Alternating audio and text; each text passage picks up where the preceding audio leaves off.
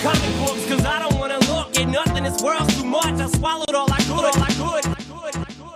Welcome back, everybody, to another episode of Trade Talk. I'm your host, Niko, and this is episode 28.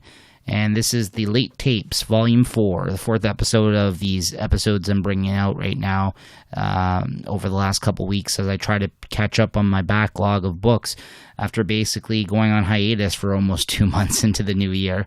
If this is your first time listening, as I mentioned, after the first week of the new year, I stopped releasing shows weekly as I had done so for the second half of 2019 leading into the new year. And I'm going to be back on schedule.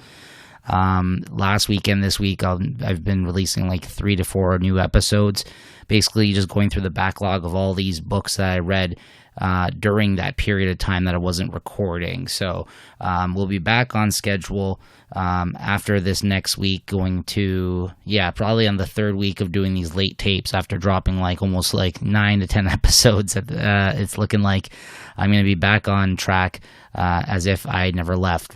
There would be as many episodes out as if I had released them weekly, just to get through all the books that I've actually been reading still. Just because I haven't been recording doesn't mean I have stopped reading. So you guys got lots of new content to look forward to, and then it'll be back on schedule after that. If anybody who has tuned in before, though, welcome back, and I hope you've been enjoying these episodes. And let's get into it then. First up, we got Second Coming. This is from Ahoy Comics.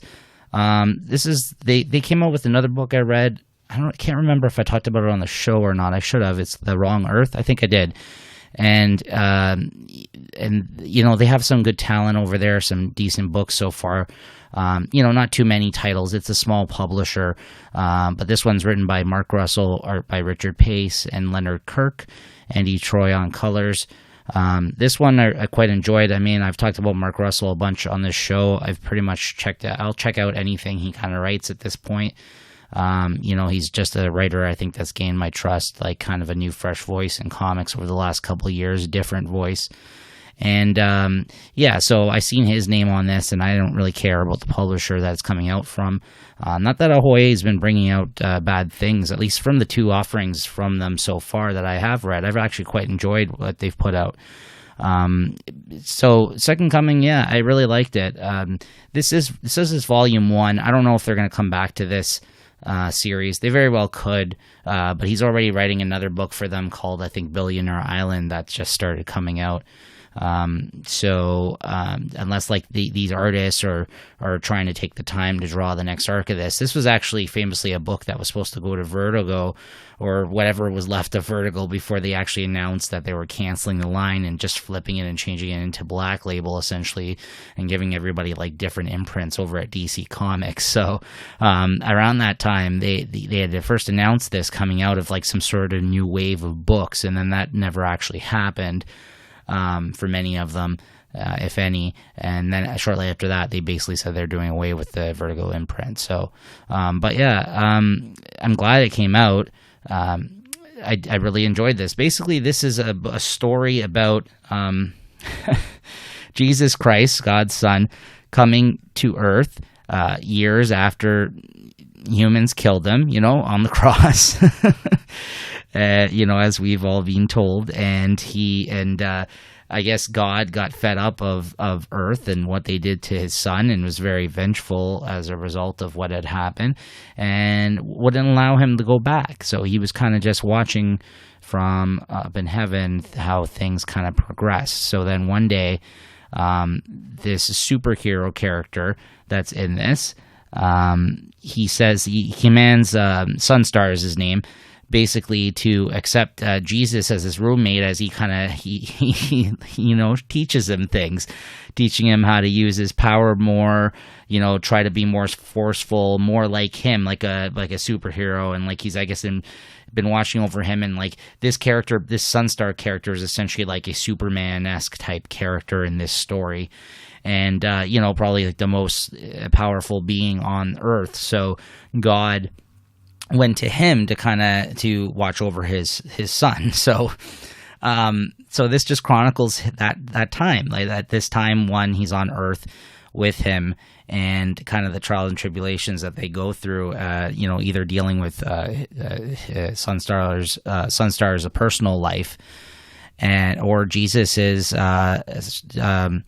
basically this visit, and how people look at him and how people treat religion now, and how the world has changed, and how at first he is so optimistic when he gets there, thinking that the world has moved on, it has gotten different. And then, learning the sad truth that the world, if anything, has probably just gotten worse, and there's worse people out there, and there's still people that are, like he cannot understand, because he's just, he's fucking Jesus Christ, right? So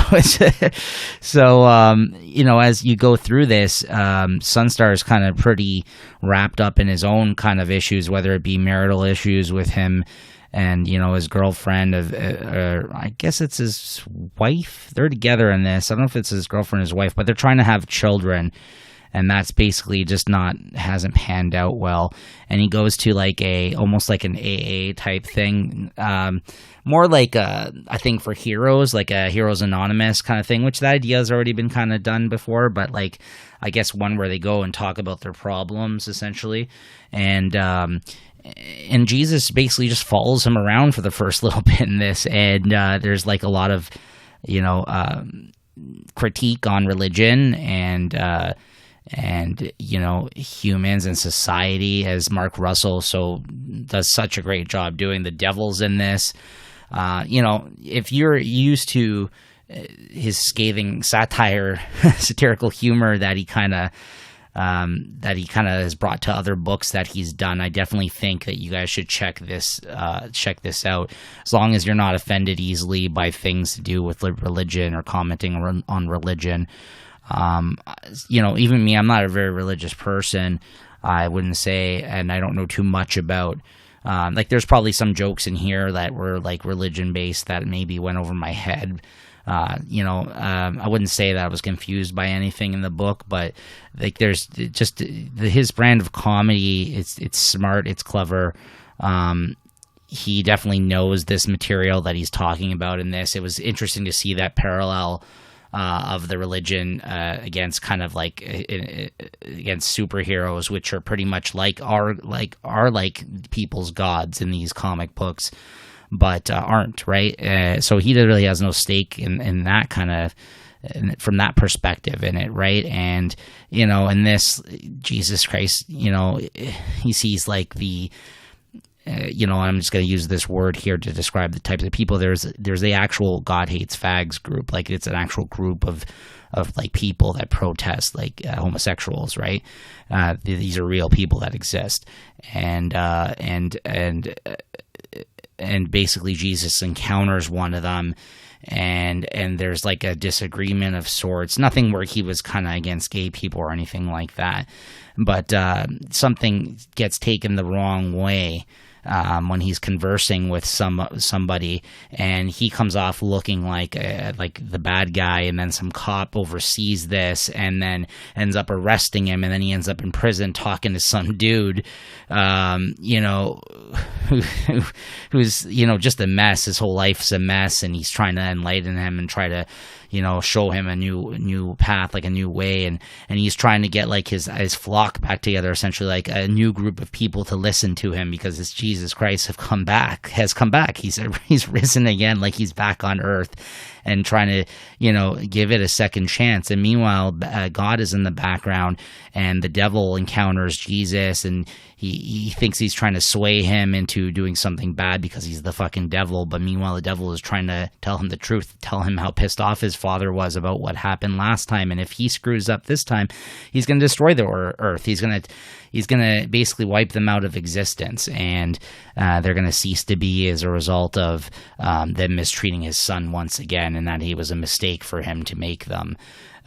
So there's all these interesting little concepts like that. I will say it kind of fell apart towards the end. I think the last couple of issues, although the whole way through it was enjoyable to me, it was a good read. I just felt he could have used a couple of more issues to kind of extend this story. This would have been better, I think, if it was like a 12-issue mini as opposed to like a 6-issue one. Even if it wasn't 12, it just seemed like he needed a couple more issues, maybe just to tie up some of these storylines that were happening in the book, or even to add to it some more. It just felt a little light in plot. Like there was a lot of things, I guess, that happen, occurrences as you're following these two characters through each of their paths in their lives in this book. But I could have had it could have done with a little bit more, I think. So it just kind of left me wanting a little bit, and there was nothing wrong with it. I thought it was really well done, well executed. The art was okay. I like Richard Pace's art. I've seen his stuff posted online before. Leonard Kirk did some of the pencils in this as well.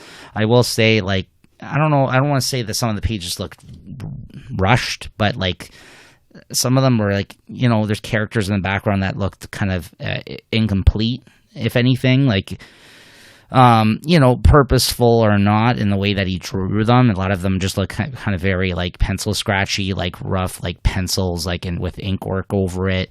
And, I think that's largely due to like Richard Pace's style, whereas the Leonard Kirk pages were a little bit more, Leonard Kirk's a very clean line artist. Figure works great. Because Leonard Kirk was basically the finisher, it says on the Sunstar pages, and because of that, he definitely gave a different look to, because Leonard Kirk's more in the superhero vein, Richard Pace is not, in terms of like their art styles, I would say. So it actually, I think that dynamic worked well. I think the art, it's hard to say. Richard Pace, I think, wasn't a bad choice for the artist on this book, but is he my favorite art style? No, not really. So at times I was kind of like, I was like, this is okay. But the story is what really kind of, hit home for me more so than the art. While the art is not bad, I definitely enjoy Mark Russell as a writer, as I've talked about many a times on this show. So Second Coming, if this sounds interesting to you at all, definitely check it out. There is some smart satirical humor in it, and maybe some points made, but a funny story kind of being told from two different perspectives along the way. Next up, we got Captain Marvel Volume 2. This is written by Kelly Thompson. This volume had art by, I'll just tell you right now, Anna Paula Martello on issues 6 and 7, and on issues 8 to 11, Carmen Carnero.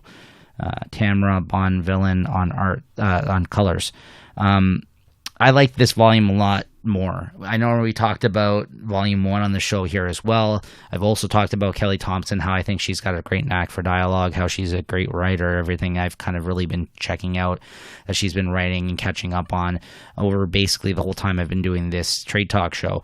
And this is no exception. I thought this was excellent, this second volume. A hell of a lot more fun and more fluent storytelling, I think, in this volume as opposed to the first volume, where it was kind of just focused on that one arc, but there was a lot going on. It took a while to kind of pick up and get off the ground and get going, get me really interested in it. By the time you get into this one, they already got their key players, like supporting characters in her life in this. You already got a sense of Captain Marvel, who she is in this, how Kelly Thompson's take on it is. Jessica Jones shows up in this, Monica Rambeau, another Captain Marvel, and Hazmat, who, again, these people all showed up in the last arc, I believe, of the book as well. Echo shows up in this, and then Spider-Woman, of course, Jessica Drew. It's nice to see her in action, all of her good friends and other great characters in the Marvel Universe come to her, help her, come to her aid in this. Basically, this dealt with, this had the tie-in issues of War of the Realms, which actually was quite fun, and I'm not always a fan of event tie-ins. And then the other issues kind of focused on the new character, that I'm forgetting her name right now. Excuse me. She is a new character that actually has she came out with her own spin-off series because of this, because of her getting introduced in this. Star. Yeah, that's her name. Who's basically like another person who has Captain Marvel type powers, maybe even more powerful, that kind of just shows up in her life and kind of gets involved in it, and then she's not who she seems either. And you kind of learn more about her, and from there she actually spun off into her own, I believe, miniseries that Kelly Thompson Maeve also wrote as well, which she actually got me quite interested in her in this story. And that's kind of another hard thing to do, is introduce new unestablished characters, and make me like them, or anyone for that matter, because that's, it's hard to pull off and have some staying power to it. But I thought that her introduction in this was quite good, and by the end of it I was like, you know what, I like this volume even more than the first one, because although I liked the first one as well, and I talked about it on here, I didn't really have much to say on it. I felt it was kind of like this was the make or break volume for me, but it actually picked up and got much better, and she's continued writing the book. I know there's solicitations already for the third volume coming out, and I've not heard of her canceling any past that point either. So you could probably expect a nice lengthy run on this character from Kelly Thompson at this point, and I'm quite enjoying it. So good job, and the art was great on this too. I think it was mostly Carnero, the Carnero issues. I think I really enjoyed, which again I think that was the artist also, I think, on some of the first art, but I really grew to love the art on this book. Again, in this volume, if that was the same artist, both artists actually were good. I like the what's his name, the Anna Paula Martello, who I'm not familiar with at all. Definitely more inky, more kind of messy kind of style line work. They did the War of the Realms issues, and Doctor Strange showed up in that, and I love Doctor Strange, and I just thought those issues were a lot of fun, great tie-in issues to War of the Realms, and stood on their own, and they actually ended up switching bodies in it. She ended up in Doctor Strange's body with no idea of how to control magic or do these spells, so he had to teach her, because Enchantress basically came during War of the Realms and switched their bodies, and he had to teach her how to do the hand movements and stuff as Captain Marvel, with him having no experience obviously with magic like that, and she had to try to get Doctor Strange to harness her crazy ass power that she has, right, that he's not used to either, just at least the way that her body works.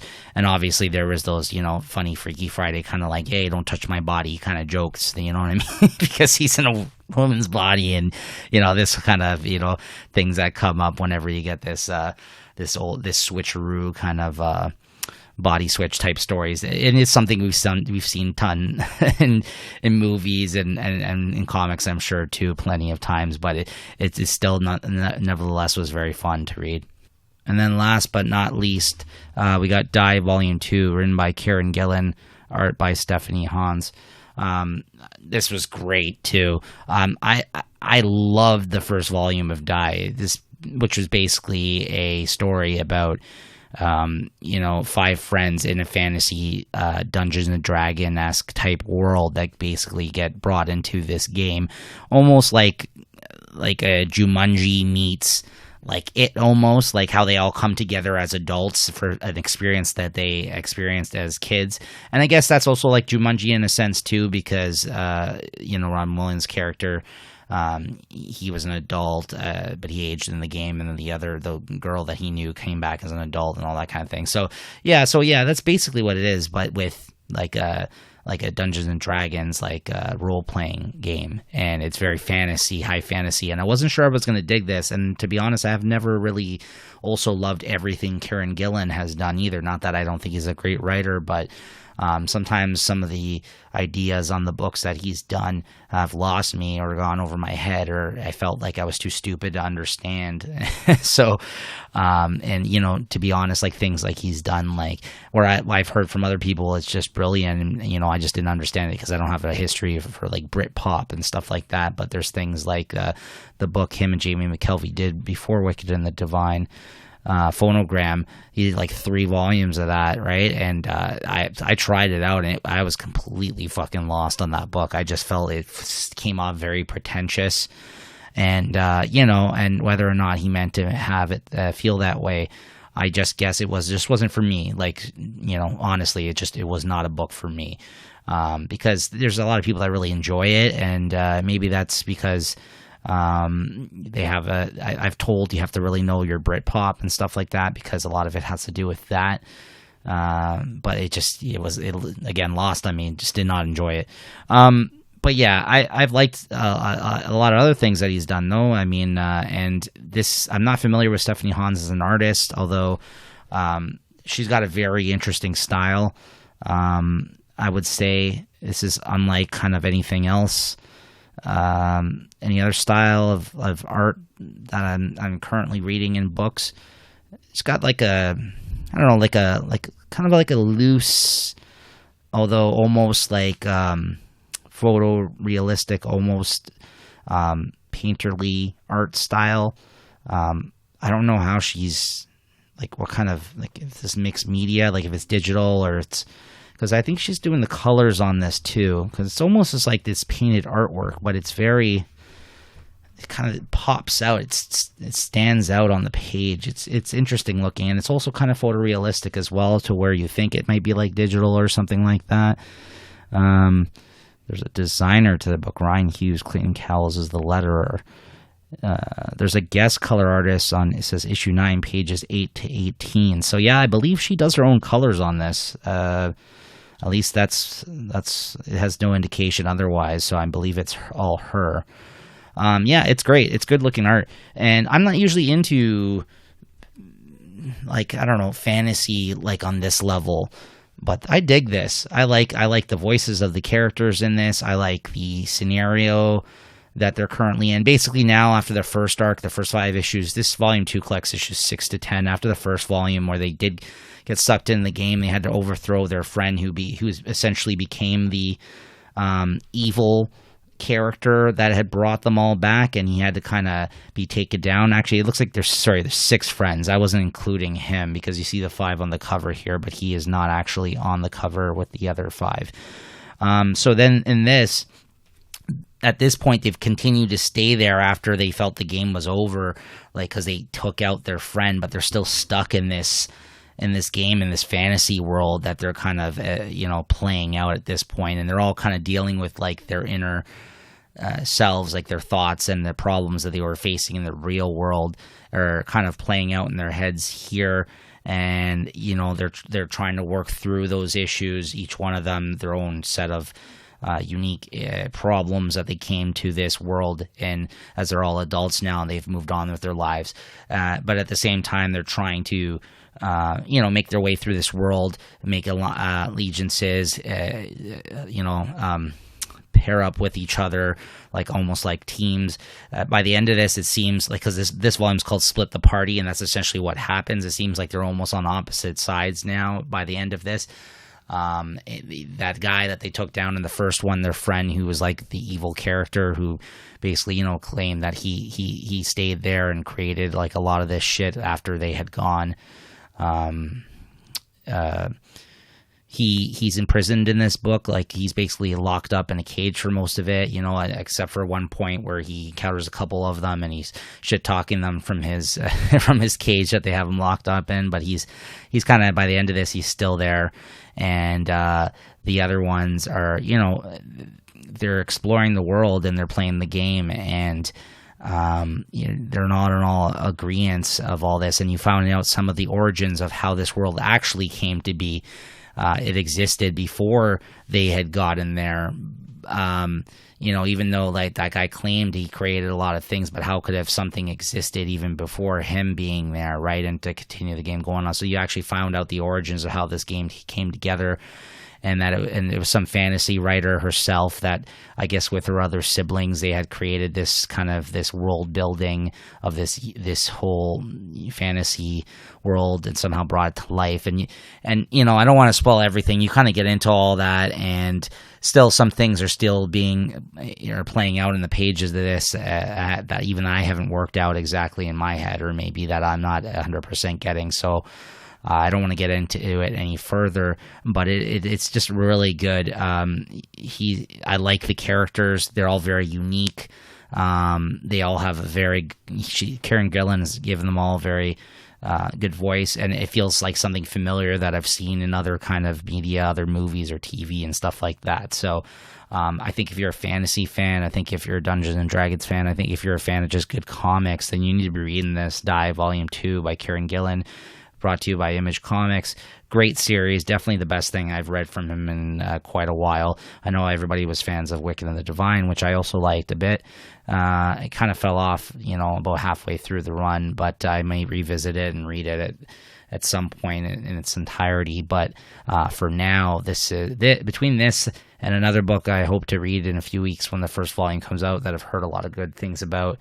I think it's called The Future King that Kieran Gillen is writing. Apparently he's been working on a few really good things at the moment. So, definitely check out Die, just D-I-E, not to be mistaken with Die, or these other Die titles that they have coming out from Image, because it seems there's like 3 or 4 of them. But I swear there's another one that I just can't remember right now. That's just them drawing a blank on. Okay, but that's going to do it for this episode, everybody. I enjoyed everything that I talked about that I read tonight. Definitely go and support your local comic book stores and pick up your copies of these today. And I will see you tomorrow with another new episode of Trade Talk as I continue through the late tapes and try to catch up on my backlog. Thanks, everyone.